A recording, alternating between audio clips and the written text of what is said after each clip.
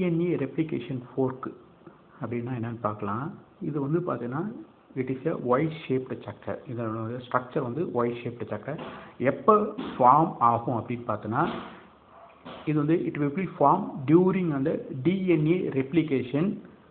அப்போ ரெப்ளிகேஷன் வந்து பார்த்தீங்கன்னா ஆகும்போது வந்து பார்த்தோன்னா டபுள் இலிக்ஸ் டிஎன்ஏ வந்து பார்த்தோன்னா டபுள் இலிக்ஸ் இருக்கு இல்லையா, அந்த டபுள் ஸ்டாண்டர்ட் டிஎன்ஏ மாலிகுல் வந்து அன்வைண்டு அண்ட் செப்பரேட் ஆகும்போது, அதாவது வந்து ரெண்டு இடைகள் வந்து பார்த்தீங்கன்னா பிரியும் போது இன்டு டூ சிங்கிள் ஸ்டாண்டர்ட்னா ஒவ்வொன்றும் ரெண்டு இடைகள் வந்து ஒவ்வொன்றும் மாறும்போது allowing each stand to copy அப்படின்னு சொல்லுவாங்க.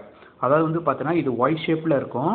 அதுக்கப்புறம் பார்த்தீங்கன்னா இது வந்து பார்த்தீங்கன்னா டிஎன்ஏ ரெப்ளிகேஷன் ஆகும்போது, அதாவது வந்து அன்பைண்டிங் ஆகும்போது, ரெப்ளிகேஷன் ஆகும்போது வந்து பார்த்தீங்கன்னா ஒன்று வந்து அதாவது டூ காப்பின்னு சொல்லுவாங்க இல்லையா, அந்த டிஎன்ஏ ரெப்ளிகேஷன் ஆகும்போது identical copy of daughter cell வருவாங்க இல்லையா, அந்த நேரம் வந்து பார்த்தீங்கன்னா அவைகள் வந்து அன்பைண்ட் ஆகும்போது டூ செப்பரேட், ரெண்டு ஒவ்வொரு single separated two identical daughter செல்லில் வந்து இருக்கும்போது அந்த நேரத்தில் வந்து பார்த்தீங்கன்னா டு காப்பீட் அப்படின்னு சொல்லுவாங்க, உருவாகக்கூடியது அப்படின்னு சொல்லுவாங்க. இதை எப்படி சொல்லலாம்னா டிஎன்ஏ நகல் எடுக்கும்போது உருவாகக்கூடிய ஒய் அமைப்பு அப்படின்னு சொல்லுவாங்க.